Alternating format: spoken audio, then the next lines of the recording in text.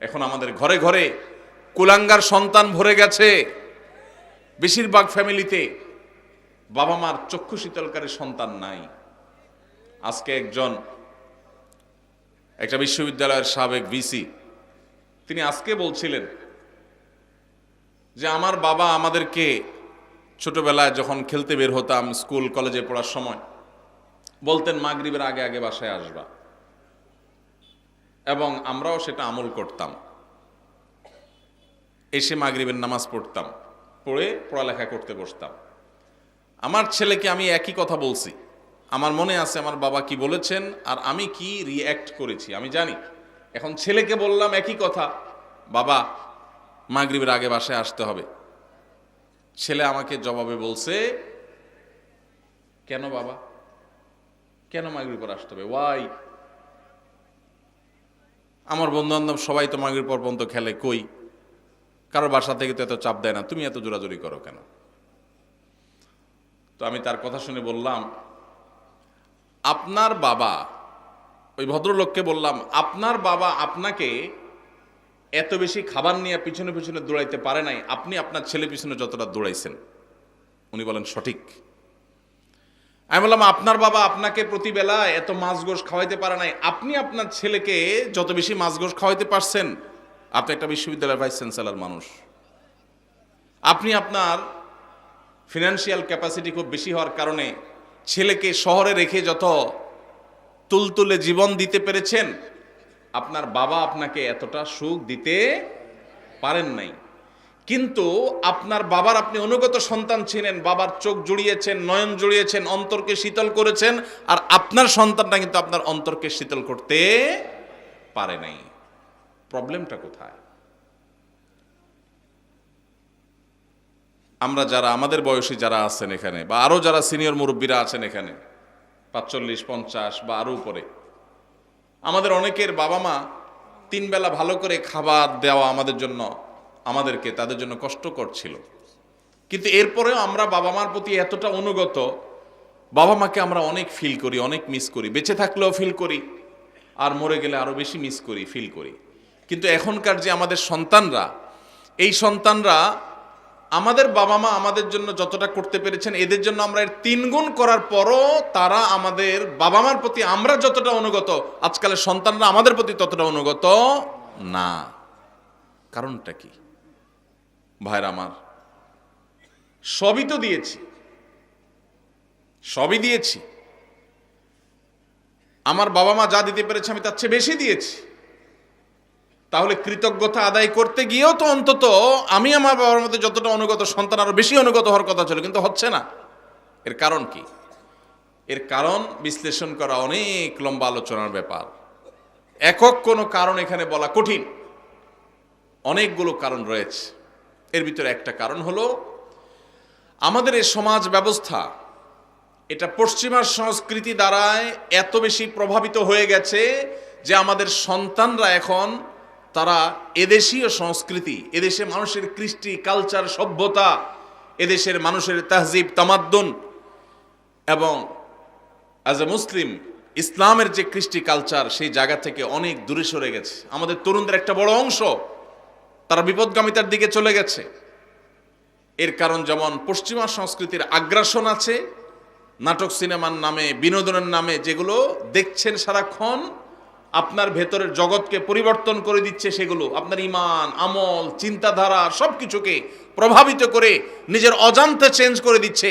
আপনি মুসলমান থাকছেন নামে আর খোলসে, ভেতর থেকে আপনাকে পরিবর্তন করছে, আপনি টেরও পাচ্ছেন না। আপনার সন্তানকে আপনি শিক্ষা দিচ্ছেন, স্কুল, কলেজে, ইউনিভার্সিটিতে শিক্ষা নিতে গেছে যে সন্তান, সেখান থেকে শিক্ষার উপরে ভর করে পশ্চিমার যে সংস্কৃতি আসছে সেটাও সে ধারণ করেছে, শিক্ষিত হচ্ছে, পাশাপাশি সে পশ্চিমা ধ্যান ধারণায় বিশ্বাসী হচ্ছে। এর ফলশ্রুতিতে ইসলামের যে ট্র্যাক, ইসলামের যে সুমহান শিক্ষা, সেই শিক্ষা থেকে বঞ্চিত হয়ে ধ্বংস হয়ে যাচ্ছে। এর অনেক কারণের ভিতরে একটা কারণ হলো সন্তানকে আপনি সেইভাবে হালাল খাবার খাওয়াতে পারতেছেন না আপনার বাবা মা যেটা আপনাকে খাওয়াতে পেরেছে। আপনার বাবা মা অনেক কষ্ট করে অল্প খাওয়াইছেন, কিন্তু হালাল খাওয়াইছেন, তার বরকত ছেলের মধ্যে আপনি পাইছেন। আপনি আপনার ছেলে মেয়েকে যা খাওয়াচ্ছেন বুকে হাত দিয়ে বলতে পারবেন না যে টনটন করে বাজবে, এতটা হালাল এবং পিওর, যেটা আপনার বাবার সম্পদের মধ্যে ছিল সেটা যদি আপনার সন্তানের মধ্যে আপনি করতে পারেন, ইনশাআল্লাহ এ যুগেও আপনার সন্তান সবচেয়ে সভ্য, ভদ্র এবং মাথা নিচু করে বিনম্রতার সাথে আপনাকে শ্রদ্ধা নিবেদন করবে। এই জন্য সন্তান খাইলো কি খাইলো না এটার জন্য যতটা মরিয়া মায়েরা, এর চেয়ে বেশি মরিয়া হবেন সন্তানের পেটে হালাল ঢুকছে নাকি হারাম ঢুকছে বিষয়টা নিয়ে। আল্লাহ আমাদেরকে সেই তৌফিক দান করুন। আমার স্বামী প্রবাসে থাকে, কেনাকাটার সব কিছু আমার করতে হয়, এক্ষেত্রে কি আমি গুনাহগার হব?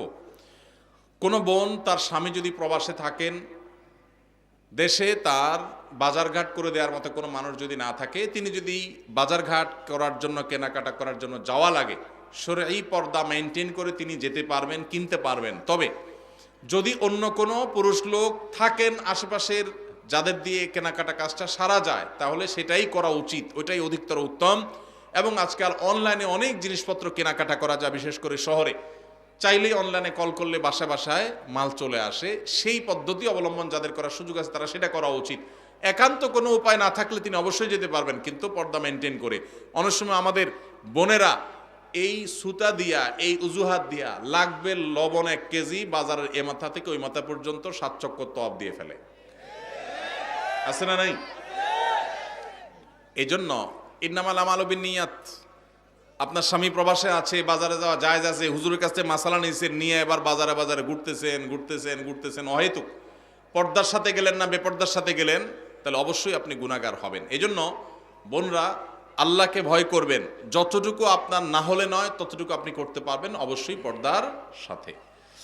আমি পর্দা করে চলতে চাই, কিন্তু যেই পরিবার যৌথ পরিবার হওয়ার কারণে পর্দা করে চলতে পারি না, এক্ষেত্রে আমার করণীয় কি? যৌথ পরিবারে পর্দা করাটা একটু কঠিন, একটু কষ্টের, ডিফিকাল্ট। এক্ষেত্রে দরকার হয় সবার সহযোগিতা। আমরা ছোটবেলায় আমরা দেখেছি যৌথ পরিবারে থেকেও মানুষ পর্দা করার চেষ্টা করত। একই বাড়িতে কয়েকজন মানুষ বসবাস করত, কয়েক ভাই আসতেন, সবার স্ত্রী বাসায় আছেন, একই ঘরে এক একটা কক্ষে এক একজন থাকেন, তো বাহির থেকে আসলে অনেক সময় গলা পরিষ্কার করে ঢুকতো, গলা পরিষ্কার করে প্রবেশ করত, যাতে করে মেয়েরা তারা নিরাপদে সাইড হয়ে যায়, পর্দার খেলাপ না হয়। এখন হায়া লজ্জা এমন উঠছে, হনহনায় ঢুকে যায়, ন্যূনতম পর্দার বিধানটা জানেই না। এটা মুসলমানদের জন্য লজ্জা। যৌথ ফ্যামিলিতে থেকে পর্দা করা সম্ভব যদি সবার সহযোগিতা থাকে। ঠিক আছে, পুরুষরা যখন আসবে মহিলারা সাইড হয়ে যাবে, পুরুষরা যখন বের হবে মহিলারা তখন সাইড দিবেন, মহিলারা যখন থাকবেন পুরুষরা ঢোকার আগে তাদের পারমিশন নেবেন, প্রাইভেসি মেনটেন করবেন। দেখুন, ইসলামের পর্দার বিধানটা হলো মানুষের প্রাইভেসি রক্ষা করার জন্য, মানুষের প্রাইভেসি মেনটেন করা, রক্ষা করা।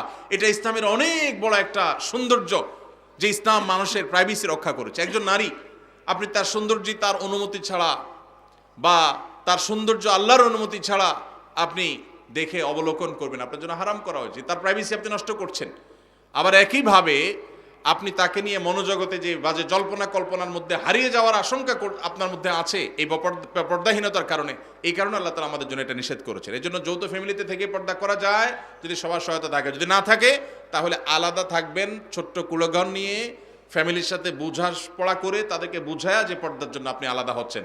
অনেক সময় দেখা যায় অনেক মহিলা আছে আলাদা হওয়ার জন্য একটা সুতা খোঁজে, সুতা, এই সুতা খুঁজে এক একটা মাসালা বাইর করে হুদাই, কোনো কারণ ছাড়াই। তো এটা করা যাবে না। আর যদি সত্যিই পর্দার অসুবিধা হয় তাহলে স্বামীর কর্তব্য স্ত্রীর জন্য অবশ্যই পর্দার ব্যবস্থা করা, প্রয়োজনে সেটা বাছা আলাদা করে হলেও। মহিলাদের পর্দা করার ক্ষেত্রে মুখ ঢাকা কতটুকু জরুরি? বিশুদ্ধ মত অনুযায়ী, নিরাপদ মত অনুযায়ী মুখমণ্ডলও পর্দার অন্তর্ভুক্ত, ঢাকবেন, মুখমণ্ডল প্রদর্শন করবেন না, প্রয়োজনে মাথা কাপড় টেনে দিবেন। আল্লাহ বলেছেন ইউদনিনা আলাইহিন্না মিন জালাবিবিহিন্না, মাথার উপর যে কাপড় থাকে মেয়েদের পর্দার জন্য এটাকে জিলবাব বলা হয়। আল্লাহ বলেছেন এই জালাবিব তারা মেয়েরা টেনে দিবে। এই যে টেনে দিতে বলছেন এটা কেন? এটাই তো মুখাবয়বকে ঢাকার জন্য। আম্মা জানা আয়েশা রাদিয়াল্লাহু তাআলা বলেছেন হজের সময় আমি যখন নবীজি সাল্লাল্লাহু আলাইহি ওয়াসাল্লামের সাথে হজ করেছি সেই বছর আমি ইহরামরত অবস্থায় মেয়েদের জন্য মুখ উন্মুক্ত রাখতাম। যখনই কোনো পুরুষ চোখের এরিয়াতে চলে আসতো তখন আমি কাপড় টেনে দিতাম। এখান থেকে বোঝা যায় তারাও মেয়েদের চেহারার পর্দা করতেন। এটাই হলো অধিকতর বিশুদ্ধ এবং অধিকতর আপনার নিরাপদ মত। এজন্য বোনরা পর্দা যখন করবেন মুখমণ্ডলও ঢাকার চেষ্টা করবেন, সেটা হবে এ ক্লাসের পর্দা। যারা সেটা করতে পারছেন না, অন্তত শুরুটা করেছেন, অবশ্যই তাদেরকে আমরা অ্যাপ্রিসিয়েট করব।